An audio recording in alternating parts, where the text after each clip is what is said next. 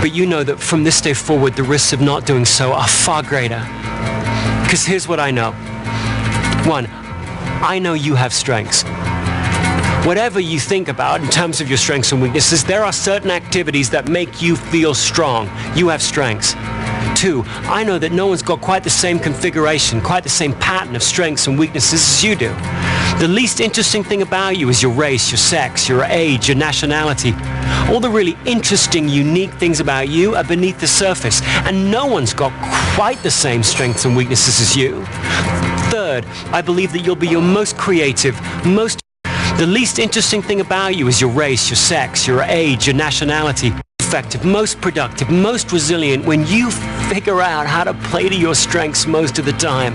And last, I believe that everyone will win when you do. You'll win, your company will win, your friends will win, your family will win, the world will win, everyone will win when you do. That's what I believe. But it doesn't matter what I believe. In the end, it matters only what you believe. So let tomorrow be a different day than today was.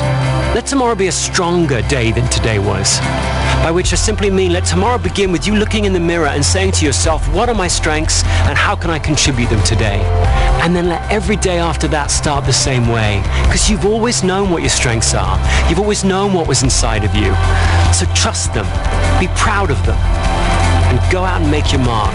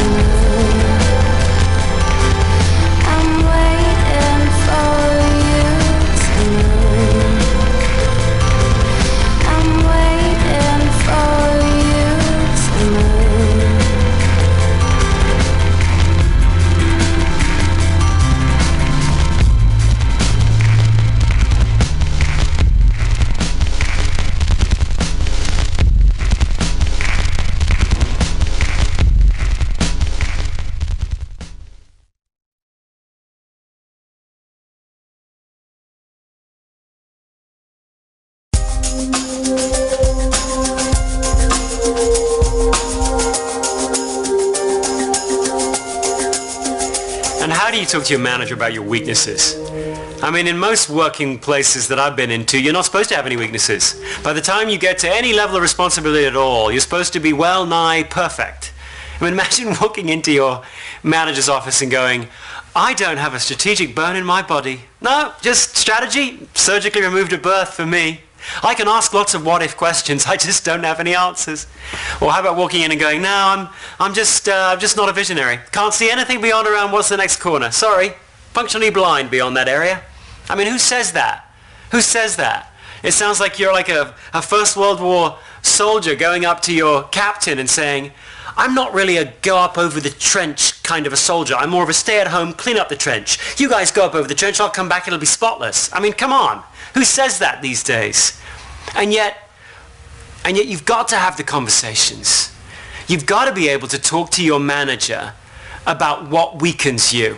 If for no other reason, then he or she's got to figure out how to cast you in the right roles. If you're going to manage around your weaknesses, you've got to talk to someone about it. You've got to talk to your manager about it. How do you do that? Well, here are two suggestions. First, don't say, this is a weakness of mine. Say, this is where my productivity is going to be lowest. In this area here, with this activity here, you're going to see less persistence from me, less creativity from me, less resilience from me. I'm not saying that to whinge, I'm just saying that to tell you. Second, have a couple of things that you think that you can do about it. If you're weakened by long meetings, say, and I figured out, here's a really nifty way to shorten this meeting up, what do you think? If you're weakened by doing the PowerPoint presentations and you're drained by it, have a solution or a suggestion as to who might come in and do that with you, or something, some action that can be taken so that you don't come across as someone walking in and whining all over your manager as though he or she should jump to it and try and make your world perfect. Your manager's job isn't to make your world perfect. Your manager's job is to drive performance with you. But to do that, they will need to have you take the responsibility for coming in and saying, hey, in these activities over here, these are where I am least productive, least effective, least creative. So long as you can phrase it that way, and so long as you can come up with a couple of things you think you can do right now to mitigate it, that's going to be a much more productive conversation. Try it.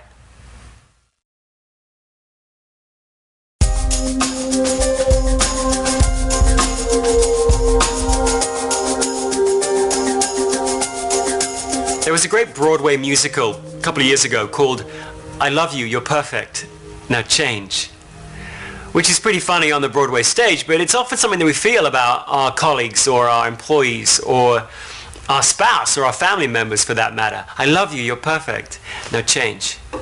And it raises the question, how much of a person can you change after you've hired them? How much of a person can you change when you're working with them? Which parts of you are changeable over the course of your life and which parts aren't? That's knowable. There's an answer to that question. The answer is that we can change your skills and your knowledge, but we can't change your talents. We can't change your enduring patterns of thought, feeling, or behavior. As an example, I can teach you the skill. A skill is a how-to. I can teach you the skill of how to present your product to a potential customer. Let's say you're a salesperson. I can teach you how to do that. I can teach you how to stock a shelf. I can teach you how to give an injection. I can teach you how to lay out a letter. I can teach you how to lay out a presentation. I can teach you all those how-to skills. The other thing we can change about you is your knowledge. I can change what you know about the competitive landscape out there. I can teach you what you know about the product that you're presenting or that you represent. I can teach you what you know from experience. So over time, your experience can change. I can teach you what you know about yourself. I can change your self-awareness. And I can change your values, which are part of knowledge. It's part of what you think to be important, what you know to be valuable in life. Clearly, over the course of your life, your values change. Your values at 15, what you think is totally important at 15 is not the same as what you think is totally important as 85.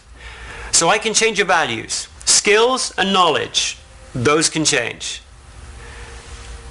Your talents, your enduring patterns of thought, feeling, and behavior, those are enduring by very definition. So if you're competitive, if you're one of those people that instinctively compares what you're doing against somebody else, that loves pitting yourself against a peer on a level playing field and winning, you just get jazzed by that, I can't bleed that out of you.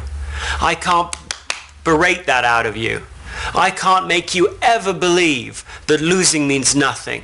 I can't make you ever believe that it's not whether you win or lose, it's how you play the game. You'll never believe that if you're a competitor.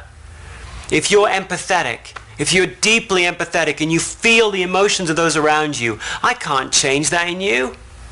Flip that around. If you're not very empathetic at all, if you're one of those people who could be someone's best friend and never know it, then I can help you get a little better. I can teach you that empathy exists. I can teach you that other people have emotions that aren't yours. And I can teach you 2 or 3 skills that you might need to learn to be a better listener. I can teach you all that. But the only thing I'm going to do there is help you go from having no empathy to having some sort of karaoke version of empathy. I can help you get a little better. But in terms of those deep, recurring patterns of who you are, how empathetic you are, how focused you are, how competitive you are, how strong your need for achievement is, how driving your craving for significance is, how altruistic you are, I can't change those about you. Those are recognizable to you and your friends in the schoolyard, and they'll be recognizable by your grandkids when you're 85 years old. Those are the enduring parts of who you are.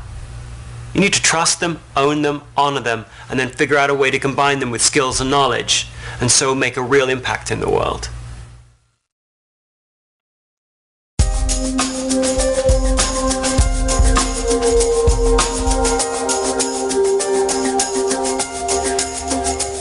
People often ask, where do passions fit into strengths? How does passion fit into focusing on your strengths in life? Well, passions are the building blocks. Passions are the building blocks of your strengths. But passions by themselves are relatively meaningless. If you're going to take your passions and actually put them to use, you've got to combine them with something specific.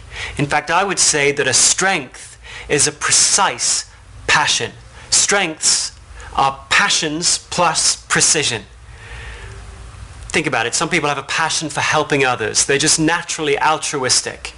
But a passion like that, ooh, I just want to help the world, is as vaporless as skywriting.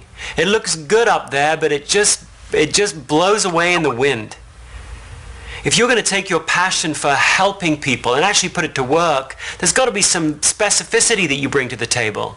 You could take your passion for helping others and turn it into the discipline and the specific activities of being an ER nurse and working in the frenzied triage environment of a trauma unit.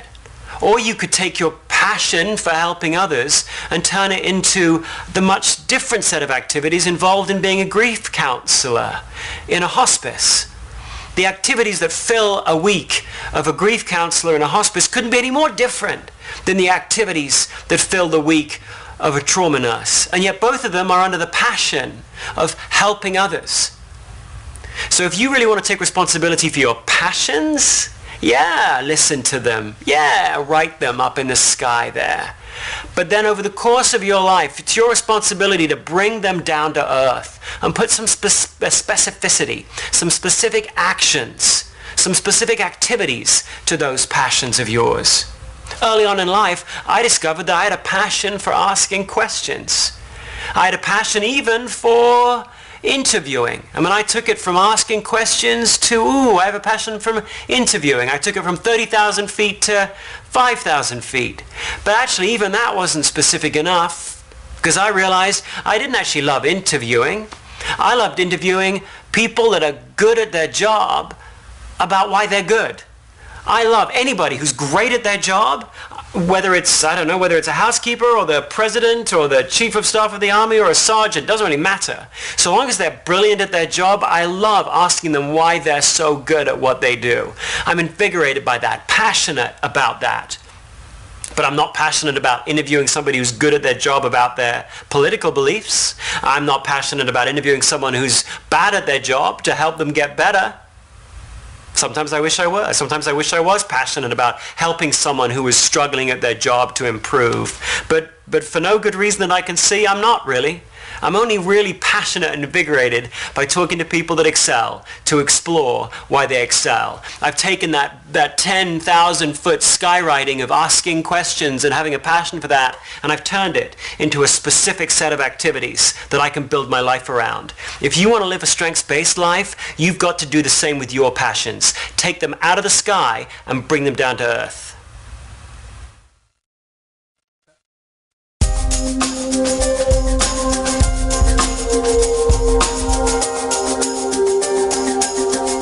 I once worked with this guy that just bugged me. I didn't want him to bug me. I wanted to like him, but he just bugged me. Let's call him one-upmanship guy, because he was that guy who always had to have one thing better than you. If you had an idea, he'd have one better. If you had some client success, his success would be just that much bigger. He was the guy where if you said you'd climb Mount Everest, he said he'd climb to the moon. He was that guy, just always one thing better than you. And I wanted to like him, but I would look at him and I would go, I mean, I wouldn't say this out loud, but I would think to myself, you deplete me. You deplete me. Every time I think about going to a meeting with this guy, I would think I'd be walking in like this, and I'd find myself just almost physically not wanting to go into the room with him, not wanting to sit across the table with him. What do you do when the people you work with weaken you? Well, here are 4 strategies you might want to think of. First, stop being around them.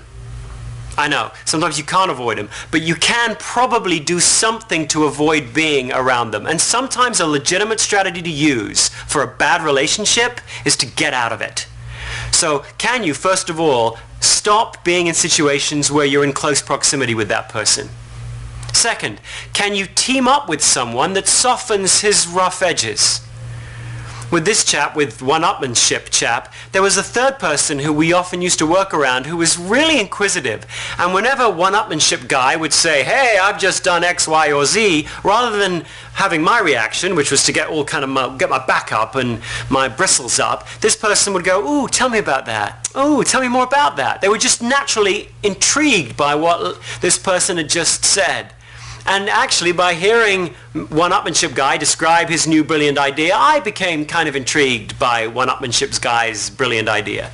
This third person somehow made one-upmanship guy feel a little less annoying. Actually, he began to look rather smart to me.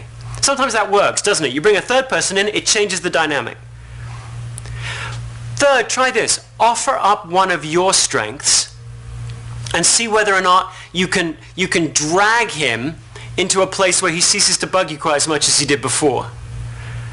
With one-upmanship guy, I'm a guy who's conceptual. I love ideas. So after a while, I would just keep bringing him more ideas and seeing where he would take them. I almost took it as a little competition with myself to keep seeing, in every meeting I was with him, could he really one-up every new idea, every new initiative, every new thought, every new action I could bring to the meeting. So in a weird way, he was motivating to me to keep offering up my idea strength, my innovation strength, my conceptual strength, and just see what he did with it. And frankly, sometimes he had some pretty darn good ways to take an idea of mine and take it up to a new level. Finally, try shifting your perspective on this person that weakens you. Can you begin to look at them through the lens of their strengths? Every single one of us probably rubs somebody the wrong way. And you could choose to look at somebody through what they don't bring. You could choose to look at somebody through who they aren't.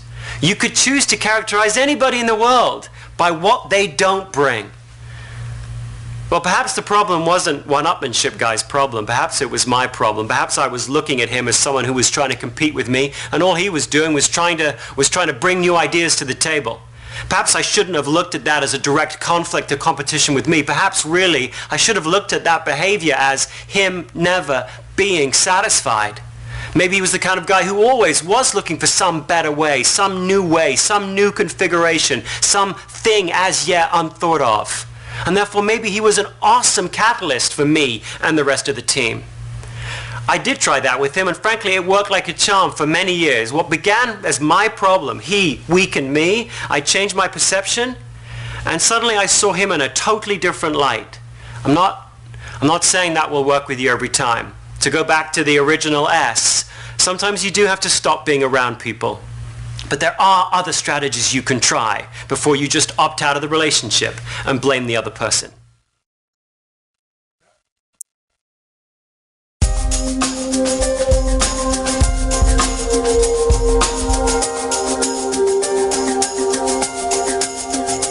It's hard to talk about your strengths with your manager, isn't it? Because half the time it sounds like you're boasting. It sounds like you're walking in and bragging that, hey, I'm good at activating projects with clients, or hey, I'm good at analyzing data. Most of us don't really want to seem that kind of self-involved, self-aggrandizing kind of person, so we don't often talk to a manager about our strengths. We talk about our areas of improvement. But you should be talking to your manager about your strengths. You should be volunteering your strengths. And so you need to find a simple way to do that that doesn't make you look like a braggart. Here's the best way to do it. Frame it as, here's a couple of things that I can do, a couple of tangible things that I can do to help us reach our objective. Tie your strength, what strengthens you, to the activity and then to the goal that you all have as a team. The more clearly you can make that link, that what you're saying is, how can I make a bigger contribution to driving this goal? That's what the manager wants to hear. The manager wants to hear that you've got more to offer, that you've got more to bring. The manager wants to hear, where are your shoulders going to be broadest? Where will you be most resilient? Well, you have the answer to that.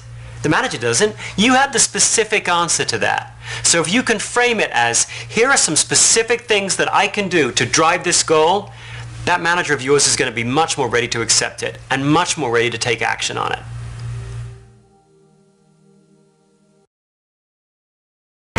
But you know that from this day forward, the risks of not doing so are far greater. Because here's what I know. One, I know you have strengths.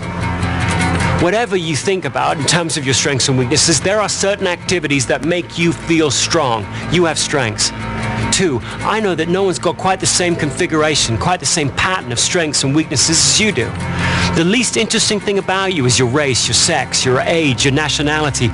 All the really interesting, unique things about you are beneath the surface, and no one's got quite the same strengths and weaknesses as you. Third, I believe that you'll be your most creative, most self. What are my strengths and how can I contribute them today? And then let every day after that start the same way, because you've always known what your strengths are. You've always known what was inside of you. So trust them, be proud of them, and go out and make your mark.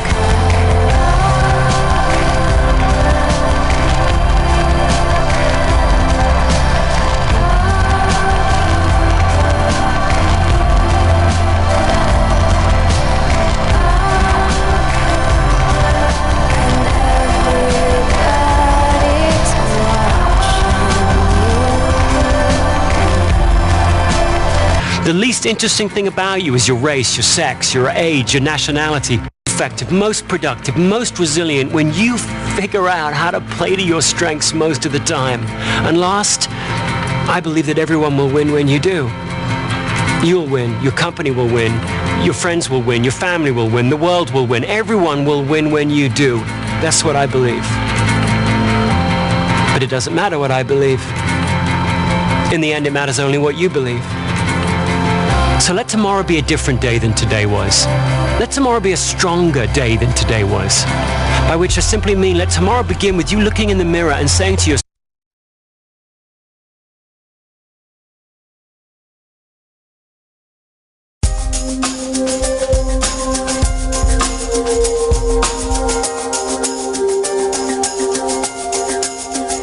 and how do you talk to your manager about your weaknesses? I mean, in most working places that I've been into, you're not supposed to have any weaknesses. By the time you get to any level of responsibility at all, you're supposed to be well nigh perfect. I mean, imagine walking into your manager's office and going, I don't have a strategic bone in my body. No, just strategy, surgically removed at birth for me. I can ask lots of what-if questions, I just don't have any answers.